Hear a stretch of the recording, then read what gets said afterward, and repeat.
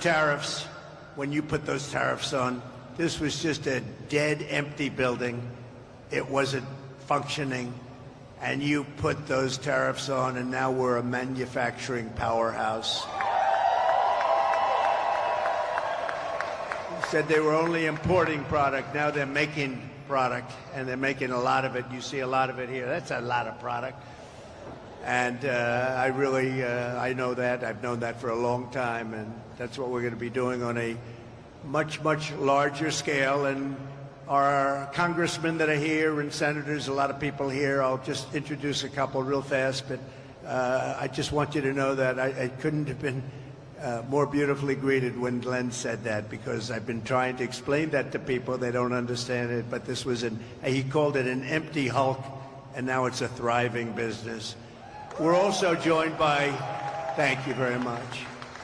We're also joined by congressional nominees. Mark Harris is doing fantastically well. No relation to Kamala Harris, I don't assume. No, he's not. No, I don't think so. You're doing very well. You're doing better than she is, I can tell you that, in the polls. And Pat Harrigan. Thank you. Good luck, Pat.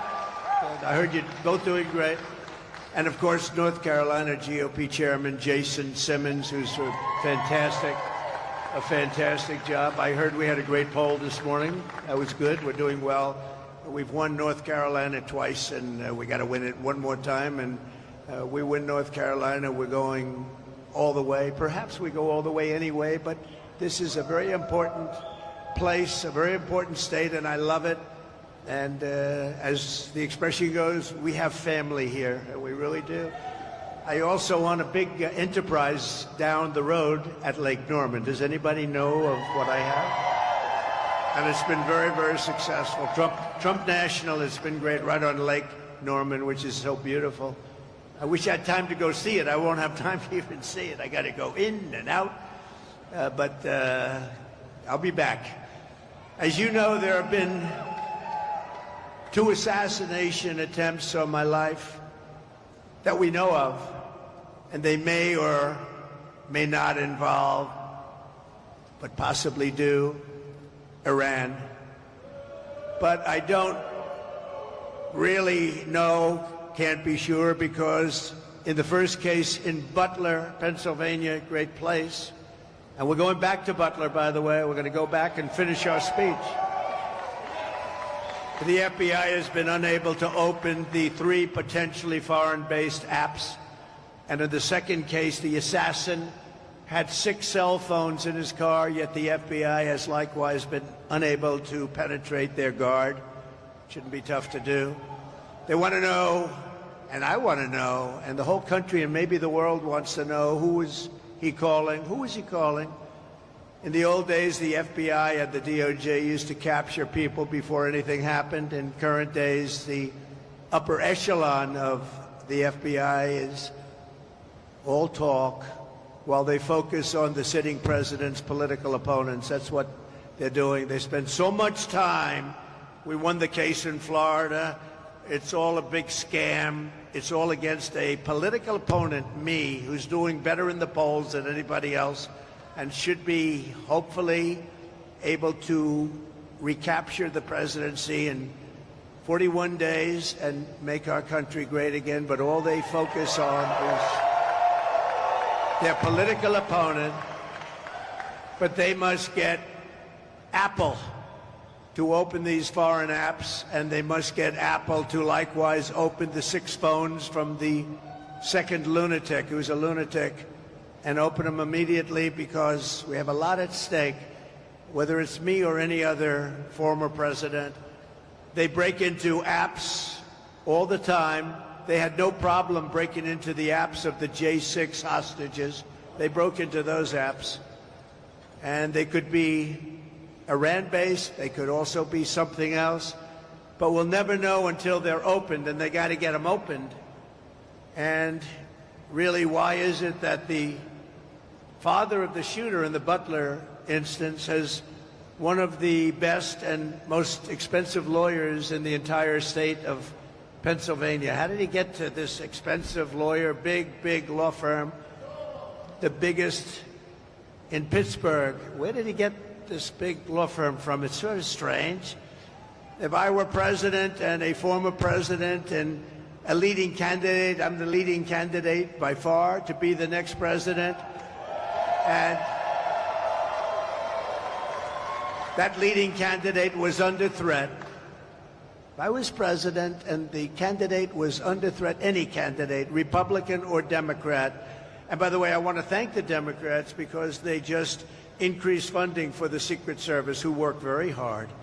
They increased funding for the Secret Service, and nobody will believe this. It was a unanimous vote. Republicans, every single Republican, every single Democrat present voted in favor. That was the first unanimous vote we've seen in a long time, and that's to increase the funding of the Secret Service. So I thank everybody in Congress.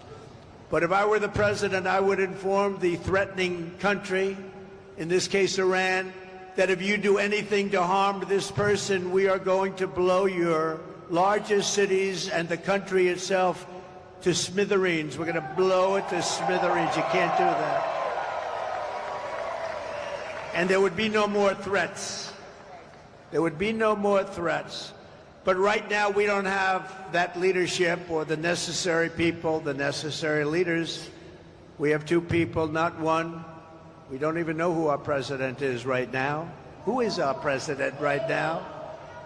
We really don't know, but we have two people, not one, that only keep looking. And when you do that, when you just look, trouble always ensues. So it's big trouble for our country. Meanwhile, we have the president of Iran in our country this week. We have large security forces guarding him, and yet they're threatening our former president and the leading candidate to become the next president of the United States. Certainly a strange set of circumstances. Around the world, our enemies are desperate to prevent Donald Trump from returning to the White House because they know I will make America great again. They don't want that. 4 years ago, our country was feared and respected, and our country will soon be feared and respected again. We have to have them.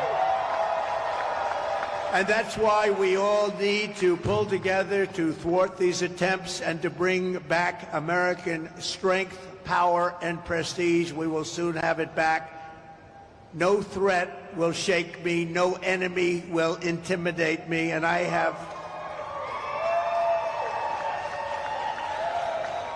have never been more determined than I am today, and I will never back down in my fight to make America great again, which is what we're doing.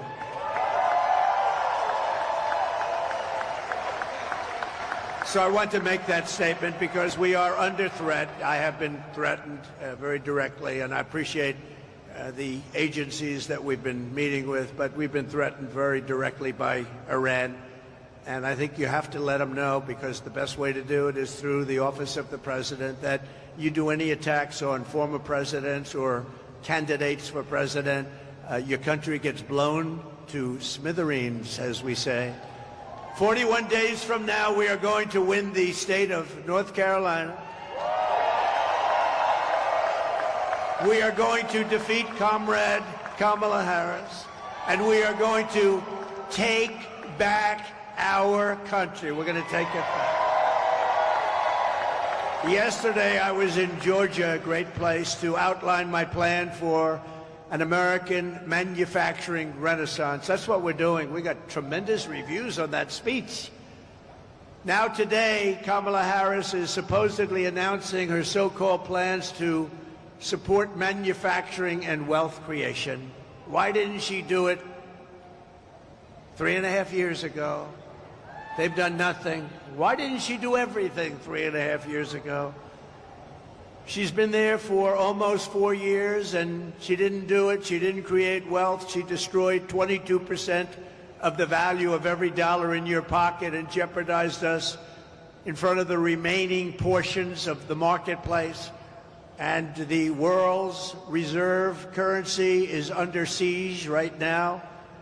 A lot of people think we won't have the reserve currency. If we lose that, that's like the equivalent of losing a war. We will have it. If I'm elected president, we will have the world's reserve currency in better shape and order, and every country will follow it. And if they don't, we will put tariffs on that country, and we won't trade with that country, and they will then call us and say, we would love to have you continue to be the world's reserve currency, sir. So easy. It's so easy, but you need the right messenger. You need the right messenger. She didn't support domestic manufacturing. She killed 24,000 U.S. manufacturing jobs. In the last month alone, we lost 24,000 jobs. You know, there is a reason for the interest rate cut from the Fed. Big part of that reason is that our economy is doing really, really badly. Kamala goes to work every day in the White House. Families are suffering now. So if she has a plan, she should stop grandstanding and do it. Just do it. You have a few months left. Do it. Do it. You have plans for the border? Do it now. You know, you don't need anything at the border. All you need is the President of the United States to say, the border is closed. I didn't have anything. I had only a good thought process. I closed the border. I built hundreds of miles of wall, and I got Mexico to give us thousands of soldiers to guard our country so people didn't come in. And we had the safest border in the history of our country. I didn't need to have a document. I was president. I said to the Border Patrol, nobody better than the Border Patrol and ICE and all of the rest, law enforcement in this country, of which I have the endorsement of almost every single law enforcement group. But Kamala should have closed the border years ago, and we wouldn't have hostile takeovers of Springfield, Ohio, Aurora, Colorado, where they're actually going in with massive machine gun type equipment. They're going in with guns that are beyond even military scope, and they're taking over apartment buildings. They're taking over real estate. They're in the real estate development business. Congratulations. These are, in that case, people from Venezuela, young street gang members that were sent here by the Venezuelan government. You know, crime in Venezuela is way down. Crime all over the world is way down, except here. I was right in the debate when David Muir kept interrupting me over and over and over again. And he said to me, when I said crime is way up, it's rampant because of what's happening in our country, and he said, no, crime is not up. That's a mistake. Crime. Well, the following day, the Department of Justice announced the crime figures up 44%, up much more than that in certain categories. But I haven't gotten an apology. No vice president in history has done more damage to the United States economy than Kamala Harris. She has no idea what she's talking about on economy or really on anything else. If you watched Oprah the other day and you watched those answers, you wouldn't even be thinking of her for President of the United States, because we had 4 years of that, and our country can't take 4 more years of that, I can tell you. But twice she cast the deciding votes that caused the worst inflation in maybe 100 years. She abolished our borders and flooded our country with 21 million plus illegal aliens. They came in from all over. Think of it. They came from prisons and jails. They came from mental institutions and insane asylums. They're terrorists. They're criminal street gangs. They're MS-13. We took millions of people like this into our country, and we're going to get them out, and we're going to get them out fast, I can tell you. No country can survive that. No country can survive it. But ask yourself, is anything less expensive than it was 4 years ago?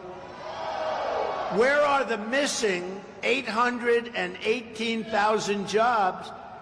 Remember, they said 808, they were fake jobs. And they thought they'd be caught, but they thought it was going to be after the election, not before the election. They had a leaker, thank you, Mr. Leaker. They had a leaker who leaked the fact that they falsified the numbers. Nobody talks about it. The press refuses to write it. We don't want to hear Kamala's fake promises, even something like she worked very long and hard hours over French fries at McDonald's. She'd never worked at McDonald's. It was a fake story. It was a fake story. The press now refuses to write it because it's so, there's a very simple one. She said she worked at McDonald's and she didn't. Not highly sophisticated, not complicated. It was a lie. She never worked at McDonald's over the hot French fries. I think I'm going to a McDonald's in 2 weeks, actually, and I'm going to work the French fries because I will have worked longer and harder at McDonald's than she did if I do that even for half an hour. So we want to hear an apology for all of the jobs and all of the lives that she's destroyed. Think of it. They created 818,000 fake jobs so that the job numbers would look better. But they got caught before the election. They were going to announce it after the election that it was a mistake. It wasn't a mistake. It was fraud. And the Attorney General should look into it because nobody's ever had that kind of a mistake before in this country. 800, almost 1 million jobs, a mistake. But she got caught. So I just, sometimes these whistleblowers and leakers are okay with me. Kamala Harris is a one-woman economic wrecking ball. And this November, the people of North Carolina are going to tell her we've had enough. We can't take it anymore. Kamala Harris, you're fired. Get out. You're fired. You did a lousy job as vice president. Look, Joe is the worst president in the history of our country. Jimmy Carter is the happiest man because the Carter administration, by comparison, was totally brilliant. And Kamala is considered, and if you go back 7 weeks, was considered the worst vice president in the history of our country. Now she wants to be president. We can't let it happen. And she's a Marxist. We're not ready for a Marxist president, and we never will be. North Carolina was once the beating heart of American manufacturing. I know it very well. I was here many times to buy furniture for buildings. I'd come and I'd look, and there was nobody like the craftsmen of North Carolina. It was filled with companies like this one and known everywhere for its incredible craftsmanship and skill. I know from personal experience, though, that I was a big buyer. I bought a lot of things here. That there was no place for furniture in particular like North Carolina. You were the furniture capital of the world, but now so much of that business has been stolen from you and it's made in China and other places. And by the way, it's not as good. The quality is nowhere near. You made furniture. You bought a chair. It was good for 30 years. You buy some of these chairs that they sell you now, they break after about 2 months. People are laying on the floor, suing you for giving a bench. Then on top of it all, our government keeps them out. Then on top of it all, you get sued because they fell out of a chair at a hotel. Boy, oh boy, you made the best product. You made the best furniture. After the twin betrayals of NAFTA, which I ended, and China's entry into the WTO, World Trade, North Carolina lost over 300,000 manufacturing jobs quickly, including 60% of its furniture manufacturing jobs, and that number was going up until I came along. No one in Washington ever cared until me. In 4 short years, I ended NAFTA, the worst trade deal ever made, and replaced it with the USMCA, considered the best trade deal ever made, kept you in business. And I stood up to China like never before, including by imposing a 22% tariff on all Chinese furniture imports, saving the North Carolina furniture industry, what was left of it, because when I got there, you were in bad shape. But I saved the rest of the industry from total obliteration, just like Glenn said here. This building was an empty hoaxer until you put tariffs on, and now it's thriving. And a lot of people working here. It's a beautiful, beautiful site, beautiful place, great-looking product. Almost overnight, we reduced Chinese furniture imports by 25%. And I just want to say to North Carolina, you're welcome. Get out and vote for Trump. That's all I ask. I don't ask much. Vote for Trump, right? These beautiful women are from North Carolina. They have been following me all over the United States for years. This is number 232, and this isn't a rally. This is just a gathering of business people, just letting them know how well we're doing with all of the things that we're doing and how well we're doing in the polls. We're doing very well. We're leading in North Carolina by nice numbers, I think, but the real story is now being told because you're hearing the story. But these women have followed me all over. Their husbands are great people that put up with them. They are all over. Look how beautiful they are.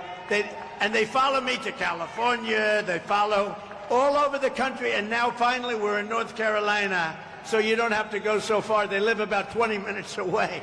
But they are unbelievable patriots, and we appreciate it.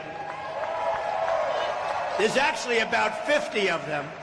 And I often wonder, you know, they're happily married. They're great, great people. They're happily married. But boy, their husbands, I say, darling, I'm leaving for a couple of days. We're going on. He's going, you're going to watch him again? But we love you and we appreciate it. And above all else, they're patriots. They want to see our country get better. So thank you. Thank you very much. So to the workers of this state, when you hear Kamala Harris attack my tariffs today, you wouldn't have anything left at this state if I didn't do what I did. This building would be now shuttered, closed, empty, no jobs, and now it's thriving. We're going to do the same thing on a very large scale for our country. We're going to make our country something that nobody thought it was even possible. Just remember, Kamala's not attacking me. She's attacking your furniture jobs. She's attacking your communities. She's attacking your factories. And she's trying to send all of those jobs to China with everything else. And we're not going to let that happen. Joe got all that money for China. You know, China paid him a lot of money. So did Ukraine. So did Russia. They got a lot of money. Remember when I said during the debate, when Chris Wallace was the host, he did not so... How's Chris Wallace doing lately? Not too good, right? He's not doing too good. I said, why did the mayor of Russia's wife pay you $3.5 million cash? How come? And Chris Wallace stopped me. You're not supposed to be asking that question. I said, why not? That's a question. He wouldn't let it be asked. You know, I had 3-on-1 the other day, and I had 2-on-1 then. I always have unequal odds, but we handled it very well. We got great marks on that debate. We had a woman debating. She just talked about, like, the birds and the bees. She didn't talk about, when you asked a question, there was never an answer. There was never any knowledge. When you saw her the other day, and, by the way, when she did the interview previous with the Pennsylvania person who was a nice person, I know him very well, they were the softest questions. She was unable, literally unable, to answer the questions. And we can't have that. We cannot have it. We need 4 strong years. We have to bring our country back. Under my plan, American workers will no longer be worried about losing your jobs to foreign nations. Instead, foreign nations will be worried about losing their jobs to America. You've never heard that before. And you've never heard that before, I don't think. We're going to take their jobs, we're going to take their factories, and we're going to bring trillions and trillions of dollars in wealth back to the USA and back to North Carolina. A lot of those jobs, especially those furniture jobs, they're going to be coming back. It's not overly complicated, and we're going to explain it. And it's what many countries have done to us for years and years and years. And we didn't do it because we didn't have the leadership necessary to understand what was going on. Here is the deal that I will be offering to every major company and manufacturer within our country. I will give you the lowest taxes, the lowest energy costs. I will cut your energy in half. The lowest regulatory burden and free access to the best and biggest market on the planet Earth. but only if you make your product here in America and hire American workers for the job. You know, I had Wall Street geniuses calling me up yesterday. I said this yesterday when I was in Georgia, where we're leading also, by the way. That's nice, by quite a bit. But we were in Georgia and doing well, and they called me up after the speech and they said, "What? Who gave you that idea to cut the taxes, but only if you make the product in the USA?" Pretty good idea. They said, "Who gave you that idea?" I said, "I did. If you don't make your product here, then you will have to pay a tariff when you send your product into the United States, and we will take in hundreds of billions of dollars into our treasury and use that money to benefit American citizens." But really what's going to happen is they're going to end up building their factory here so they don't have to pay the tariff. That's really what's going to happen, most of it. But when they don't, we're going to take in a lot of money. Every once in a while in business, you'll look at a company and say, how is it possible that I can buy this company? This company's great. Happens. I've had it happen a lot. Actually, I've done a lot of them. But the other side looks and doesn't understand why you're so thrilled. And that's the way I view the incredible potential of the United States. This is a profit-generating machine that's been horribly run by either corrupt or very stupid politicians. And it's been allowed to be dissipated, absolutely dissipated. But it's like a company that you see it, you buy it, you change it, and you make a fortune. And oftentimes the seller of those companies will come back to me and come back to others and say, why the hell didn't I see that? Happens. I've had a lot of jobs like that. You take it and it becomes a tremendous success. And the seller would call me and say, congratulations, I never saw what you saw. You know, they talk about the paperclip. The paperclip is a very simple thing. A lot of people say, gee, why didn't I think of that? The United States of America is going to be by far the most successful country anywhere in the world, and that's what we're going to do. We're going to do things that nobody will believe, and it's so simple, and it's going to happen fast. We're going to do great things for the citizens of our country. We're going to make an absolute fortune for the American people. I think it's okay to say that. It's about time, because we've been given and giving away our country to foreign countries for so long. They've been ripping us off for so long. And now it's going to be the exact opposite. And we're not going to rip them off. We're just going to take back what was ours and then some.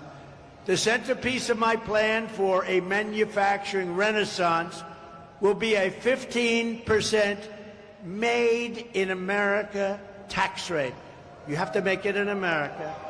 So the tax rate is going down to 15% if your product is made in America, like this product is made in America.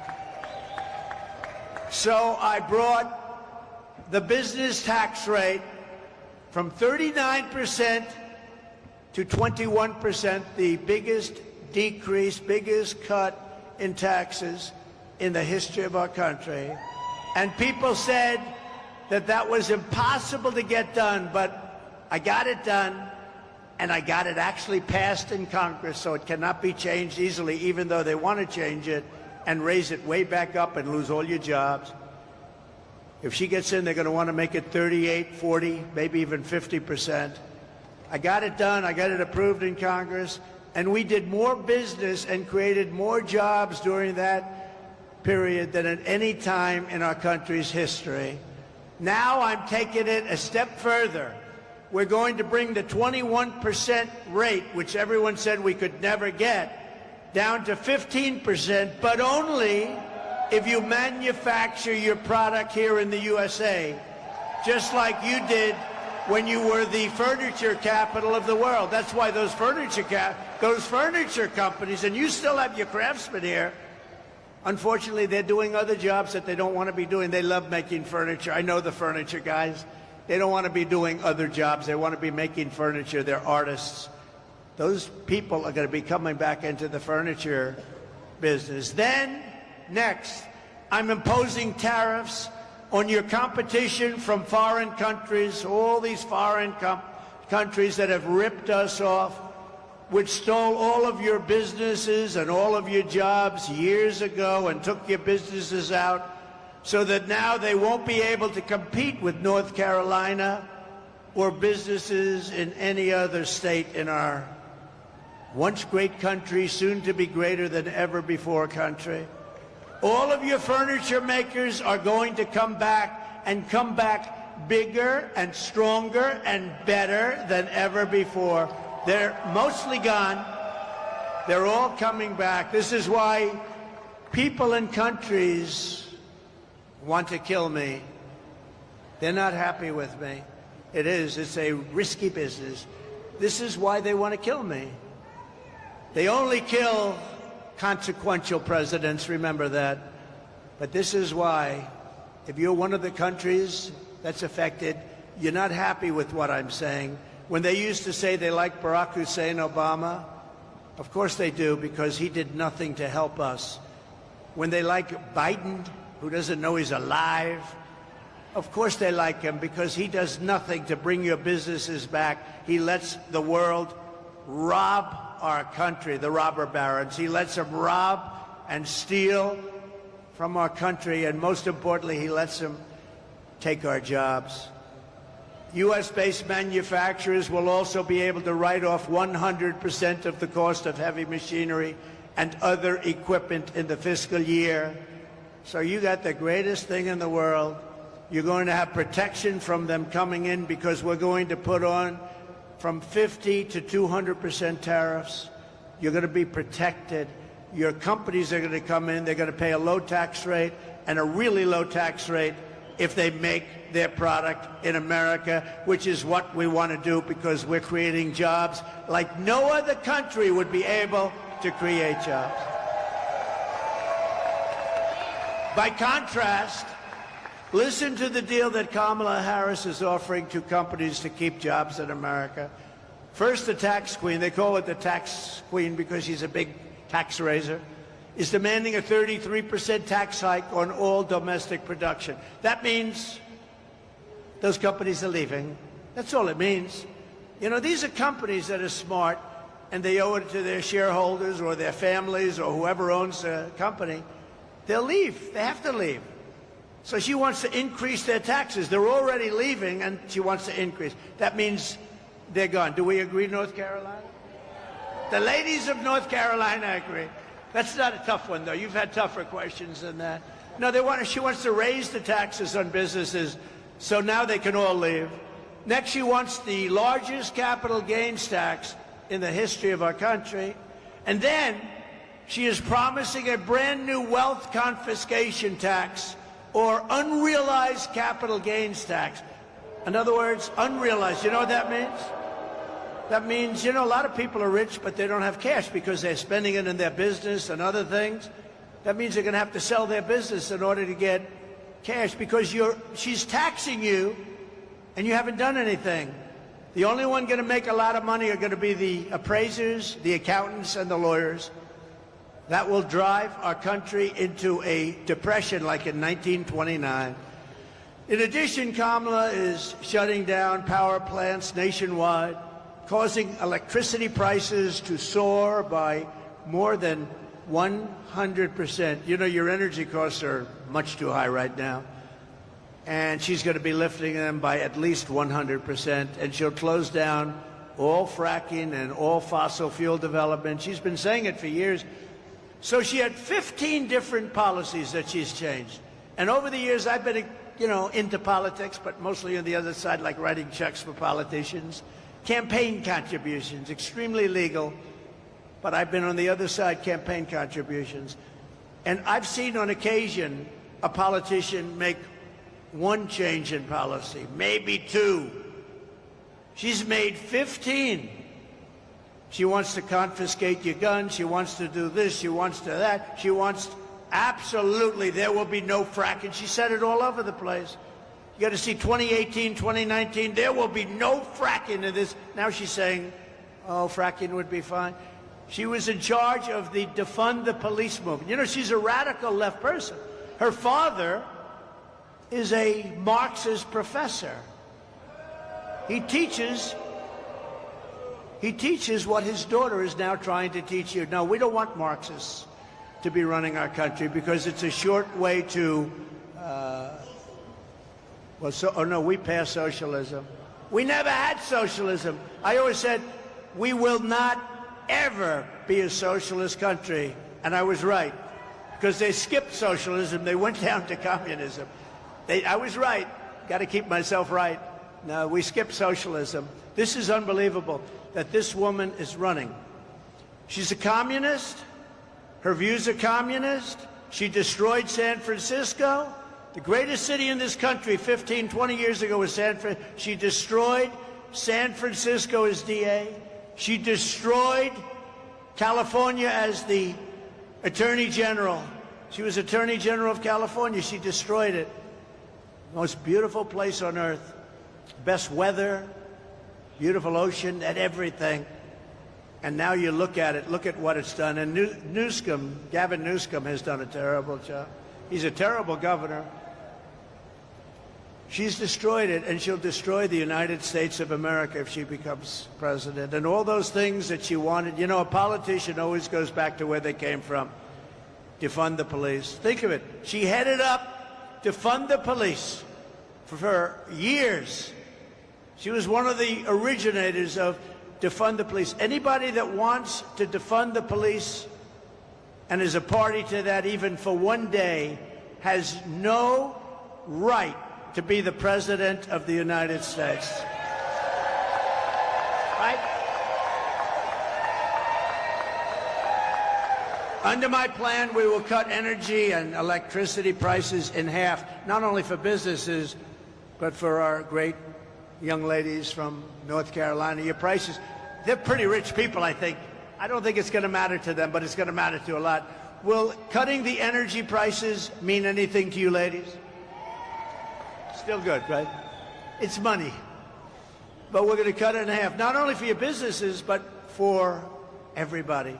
Within 12 months, we will double our electricity capacity to compete with China and other countries on artificial intelligence. You know, people don't know the AI, artificial intelligence, is a big thing. Everybody wants it. China's already building massive electric plants. To be able to compete, you need more than double the electricity that you already have in this country, or you can't compete.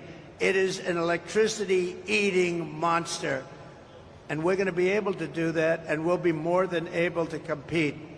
We're going to be able to get it done, but not if somebody else is president. It'll be a disaster. To slash burdens on workers and businesses, we will cut 10 old regulations for every one new regulation. So I cut more regulations during my 4-year term than any other president in history during any term. And we're going to keep it going. Some of them have been put back by Biden and Harris. And to the auto workers of our country, we love you. I am pinpointing you for greatness. China is right now building major auto plants in Mexico. They didn't start them with me. They knew that it wasn't going to work with me. As soon as I left, they started building. And they think they're going to sell their cars into the United States and destroy Michigan, South Carolina, North Carolina, Georgia, a lot of other places where they make autos or auto parts. And it's not going to happen. We will put a 100% tariff on every single car that they want to come across our border, and tell them only that they'll get rid of the tariff under one circumstance: if you build your plant, not in Mexico, but into the United States, and use our people as your workers. I will bring automobile manufacturing back to the highest level in the history of our country. We will be like it was 50 years ago when there was virtually nobody else to compete with us. We're going to bring back the automobile manufacturing at a level that we haven't seen before in many, many years, maybe never. Vote Trump, and you will see a mass exodus of manufacturing from China to Pennsylvania. You haven't heard that too much. From Germany to Georgia, from South Korea to North Carolina, you're going to see a tremendous exodus the other way. You haven't seen that. We were getting ready to do it, and then a lot of bad things happened. We did much better, by the way, in the election of 2020 than we did in 2016. Just remember that. Millions and millions of votes more. More votes than any sitting president in the history of our country. But they beat us by a whisker. They beat us just by a little whisker. He beat us from the basement. As we save our economy, we will also seal the border and stop the migrant invasion into our country. It's the greatest invasion that we've ever had into our country. What they've done to our country is incredible. And what they're doing to our country. Under Border Czar Harris, millions and millions of people are pouring in right now from all over the world, prisons, jails, insane asylums, mental institutions, terrorists, all at record levels. We've never had anything like this. And you know, I feel so sorry for the towns and the cities where they are. They're causing havoc, and the mayors always want to be politically correct. One particular, I don't want to embarrass him, but one particular mayor is saying, we're looking for translators because the people speak no English. So they're looking, you shouldn't be looking for translators. You should be looking for people to take them out of our country and bring them back from where they came, because your town and city is being destroyed. The 21 million illegals she let in are now creating havoc throughout the country. Aurora, Colorado, and Springfield, Ohio are just two examples. What they're going through in those places, it's unbelievable. I mean, they're literally taking over those towns. They're taking over hundreds, those are 2 years, hundreds of towns and cities throughout our country, including the big ones. Look at New York. All of the people, what's happened to the quality of life. The quality of life is a whole different deal. Chicago, take a look at what's happening in Chicago. Look at LA. Look at what's happening in Los Angeles. They're taking over your cities, your big ones, your small ones, your towns. It's not sustainable by anybody. Yet after almost 4 years, Border Czar Kamala Harris has reportedly decided that for political reasons, that it's finally time for her to visit the southern border. So think of it, she was the border czar for almost 4 years. She's never been there. She went to one little area, but it was, I'd like to go there too with our great First Lady and have a nice lunch. This was not the border that she should be looking at. I can tell you the real border because I've been there many times. She finally went after almost 4 years, and the reason is because her polls are crashing. She's not doing well because I don't believe the people of this country are stupid. I think they're very smart, and you're not going to let her ruin this country like she did San Francisco or Los Angeles. She ruined the entire state of California. She's trying to con the public, but remember, she is the one who terminated Remain in Mexico. I had a policy, it was not easy to get, with the president of Mexico, who I got along with great, but he is a smart man and he took advantage of our country. I said, we have to have Remain in Mexico. He looked at me like I was crazy. I said, no, I'm not. I want Remain in Mexico until we find out if these people are qualified to come in. And they stayed in Tijuana, they stayed all over Mexico, hundreds of thousands of people. And we took them in very, very slowly. I don't know if they can put up my world's favorite chart. I don't know. We're in a factory right now. We don't have billboards, I don't think. But the greatest chart, I love that chart because that chart saved my life. It was a chart on immigration. There was a chart on immigration, blue, gold, and red. I love it very much. If I didn't have that chart, I probably wouldn't be speaking to you right now.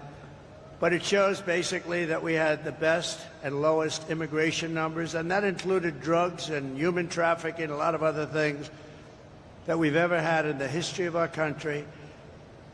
So Remain in Mexico. They canceled our asylum agreements with Central American nations, ended Title 42, a very important program, implemented nationwide catch and release. I had catch and release, but I catch and release in Mexico. we catch and release into the United States, never to see these people again until they murder somebody, and then we see them.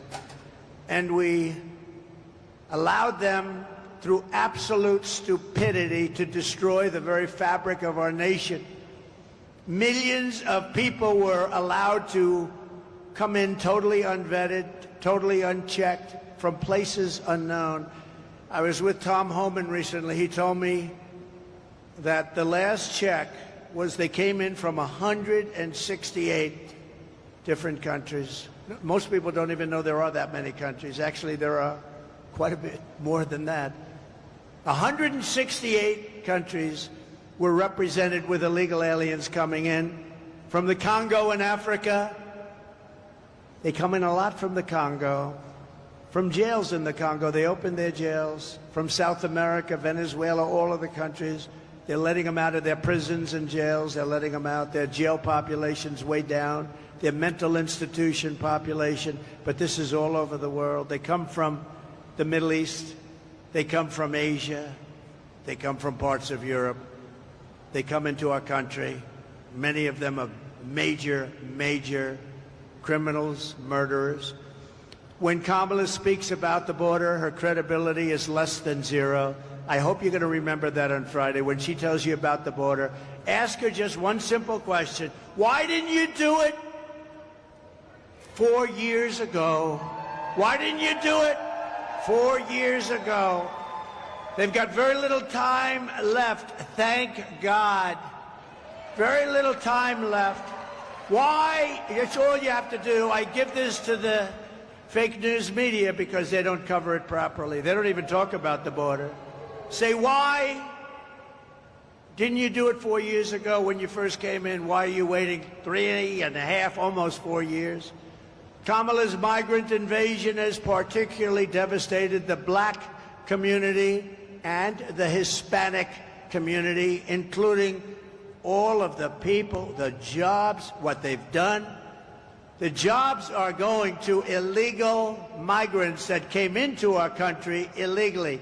Our black population all over the country, our Hispanic population, are losing their jobs. They're citizens of America. They're losing their jobs. Most of the jobs that were created in our country, and all of the jobs, almost all, were bounce back. They came from me. Bounce back. Every pandemic has a big bounce back at the end of a pandemic, and we had a very quick bounce back. And we did a great job on the pandemic. Never got the credit I got for the military. We rebuilt it. We beat ISIS very quickly, very rapidly. They said it was going to take 5 years to beat ISIS. ISIS was defeated in 4 weeks. Our military is great. And outside of some of the people on the top, I know every one of them, outside of those people, our military is not woke. You could put some of these people into a room and scream at them for 2 years, and they'd walk out of that room. They wouldn't be woke. We have a great military, and they proved that with the defeat of ISIS. So last month, American-born workers lost 1.3 million jobs. This is last month. And of the 1.3 million jobs, migrants, illegal people that came in illegally into our country, got 635,000 jobs. They got more jobs than anybody else. The black population and the Hispanic population is being devastated by Biden and Kamala Harris, by these millions of people that are coming into our country. And unions will be next. You watch. The unions are going to be devastated by this. And I've been right about everything. You know, they have a hat. Trump was right about everything. I actually was right about everything, right? In the Republican Party, which has become the party of common sense, we believe that American jobs should go to American citizens, not illegal aliens. We believe that strongly. And that's one more reason why we begin the largest deportation operation in American history, starting with the criminals, the murderers, the drug dealers, the people from prisons. We're going to get them out of our country. We're going to get them out fast. The terrorists. We have record numbers of terrorists.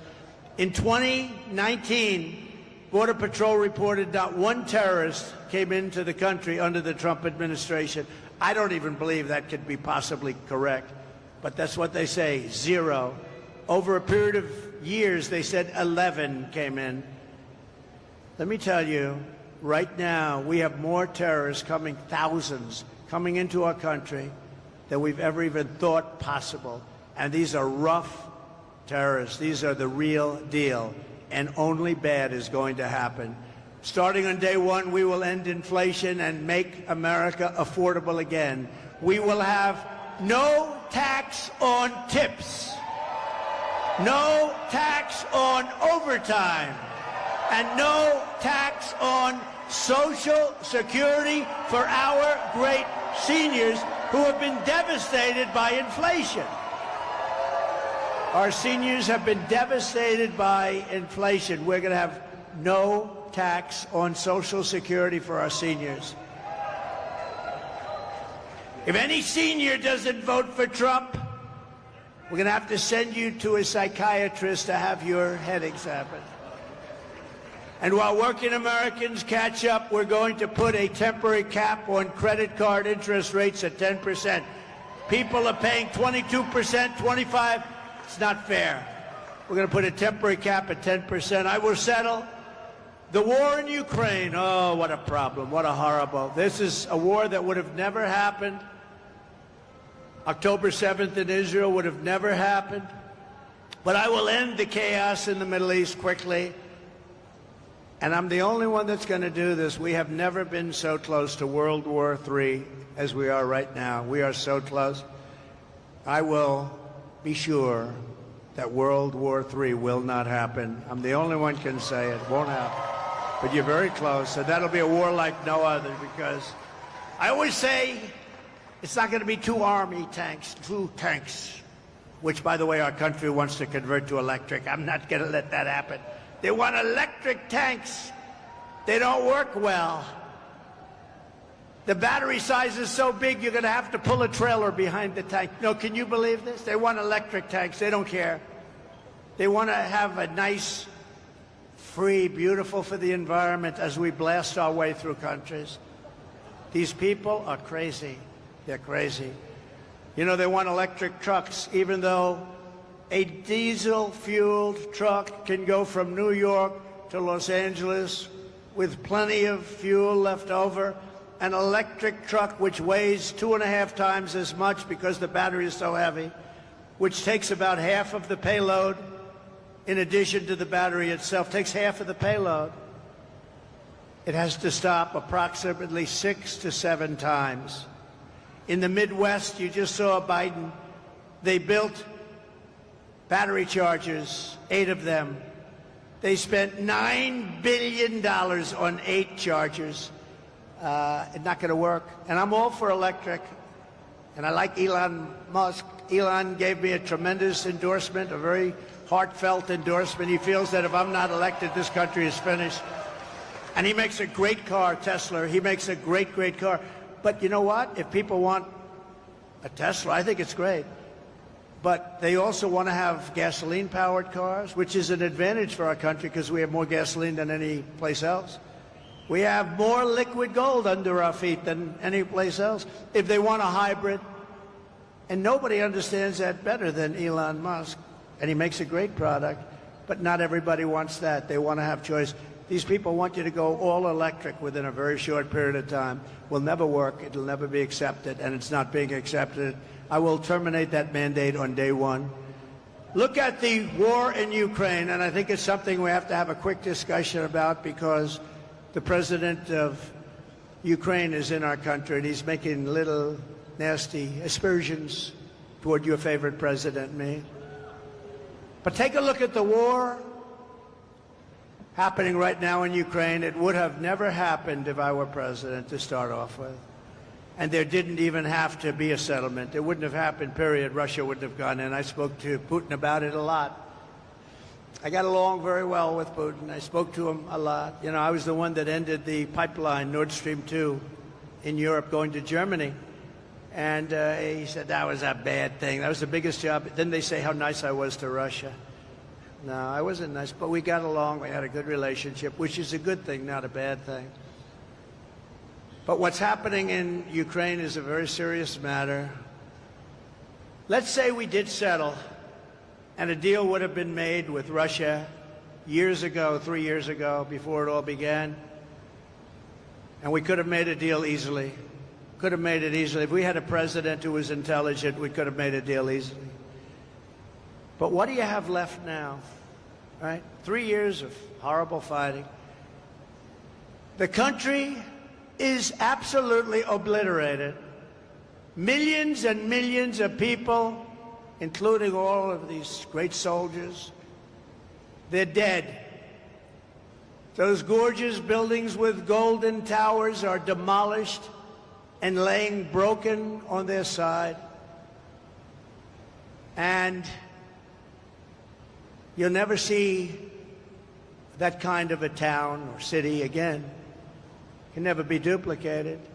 They're all demolished other than Kiev. You'll never be able to rebuild the cities or towns the way they are. Impossible to do. They were thousands of years old. And just think about it. Just 3 years ago, you had a beautiful civilization. Millions of people that were living that are now not with us any longer. Magnificent towns and cities that were so beautiful could never be reconstructed, other than Kiev, which is actually starting to be hit right now. He wanted to save that. Most of the country is gone. The heritage is gone. So many people are dead. Many people have left for Poland, for Hungary, and for other places. Instead of a president that egged it all on. And Biden and Kamala allowed this to happen by feeding Zelensky money and munitions like no country has ever seen before. Every time he came to our country, he'd walk away with $60 billion. He's probably the greatest salesman on earth. But now, Ukraine is running out of soldiers. They're using young children and old men because their soldiers are dying and other things are happening to them that we won't even discuss. So many are badly injured. And what do you have? What deal can we make? What deal can we make? It's demolished. The people are dead. The country is in rubble. And who are these people that allowed this to happen? Who are these people? I said, don't let it happen. This never happened in my 4 years. I told President Putin, you're not going to do it. He would never have done it. They started to form after I left. And I actually thought they were forming as a negotiating tactic for Putin. I thought it was a negotiation. But through a lot of bad statements and stupid statements, he went in. And he's no angel. It's all such a horror. Biden and Harris caused this situation by the stupidity of what they said, by every move they make. But they caused the situation, and now they're locked in. They're locked in. I watched this poor guy yesterday at the United Nations. He didn't know what he was saying. They just don't know what to do. They're locked into a situation. It's sad. They just don't know what to do. Because Ukraine is gone. It's not Ukraine anymore. You can never replace those cities and towns, and you can never replace the dead people, so many dead people. Any deal, even the worst deal, would have been better than what we have right now. If they made a bad deal, it would have been much better. They would have given up a little bit, and everybody would be living, and every building would be built, and every tower would be aging for another 2,000 years. And it will only get worse with these people. With Kamala doesn't even, she doesn't know what she's doing. More people will die. More cities will fall. The ones that fell will continue to receive more and more bombs. They'll be broken up asunder, worse than they are right now. Nothing is standing. The crops are dying. There's really nothing for the Ukrainian people to move back to. And it didn't need to happen. Those buildings are down. Those cities are gone. They're gone. And we continue to give billions of dollars to a man who refuses to make a deal, Zelensky. There was no deal that he could have made that wouldn't have been better than the situation you have right now. You have a country that has been obliterated, not possible to be rebuilt. It'll take hundreds of years to rebuild it. There's not enough money to rebuild it if the whole world got together. They're not going to be satisfied until they send American kids over to Ukraine, and that's what they're trying to do. And the moms and dads of America don't want their kids fighting Ukraine and Russia, and we're not going to have our soldiers die across the ocean.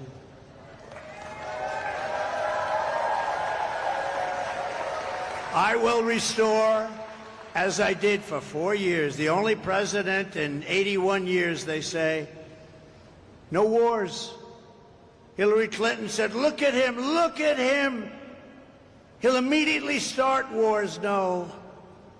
Then she said, look at his rhetoric. He's going to start wars. I said, no, my rhetoric is going to keep us out of wars. And that's what happened. I kept you out of wars. My rhetoric kept you out of wars. I stopped wars from happening. If it were somebody else, they would have gotten 5 Nobel Prizes. I never even got a mention, and I wouldn't, because I happen to be a different kind of a person, and the fake news treats me much differently than they treat other people. Obama got a Nobel Peace Prize, and he didn't even do it. He said, why did I get it? He had no idea. It was immediate as soon as he walked into office, practically. He didn't do anything. What I've done is incredible. The Abraham Accords alone, incredible. But they haven't done anything with it. We would have had every country just about in the Middle East signed into the Abraham Accords, but the Abraham Accords brought peace. We would have had total peace in the Middle East. But I don't care about that with the Nobel Prize. I had so many people, you should get the Nobel Prize. I said, don't worry about it. They don't get the Nobel Prize to certain people. But these are the people that get things done. These are the people that understand strength and they understand peace, because we will restore peace through strength. We will rebuild our cities, including Washington, D.C., making them safe, clean, and beautiful again. We will keep the U.S. dollar as the world's reserve currency.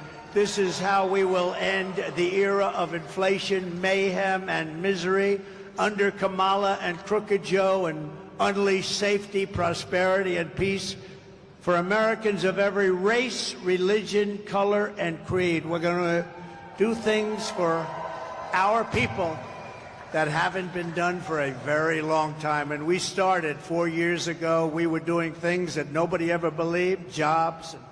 We had the greatest economy in the history of our country 4 years ago, 7 years ago, 6 years ago, and 5 years ago. Together, we will deliver low taxes, low regulations, low energy costs, low interest rates, low inflation, so that everyone can afford groceries, a car, and a home, the American dream. We will stop the invasion and end migrant crime, support our great police, strengthen our military, build a missile defense shield over our country, keep critical race theory and transgender insanity the hell out of our schools, and we will keep men out of women's sports. We will defend the Second Amendment, restore free speech, and we will secure once and for all our elections. Our elections are under siege. Everyone will prosper, every family will thrive, and every day will be filled with opportunity and with hope. But for that to happen, we must defeat Kamala Harris, and we must stop her country-destroying liberal agenda once and for all. It has to end. We have to bring our country and take our country back. So get everyone you know and vote. We want a landslide that's too big to rig. Very simple. Too big to rig. On November 5th, we will save our economy, we will save our country. It will go down as the most important day in the history of our country. We will rescue our middle class. We will reclaim our sovereignty and restore our borders. We will put America first all the time, and we will take our country back. North Carolina, get out to vote. Thank you. God bless you. And God bless America. Thank you very much, everybody. Thank you.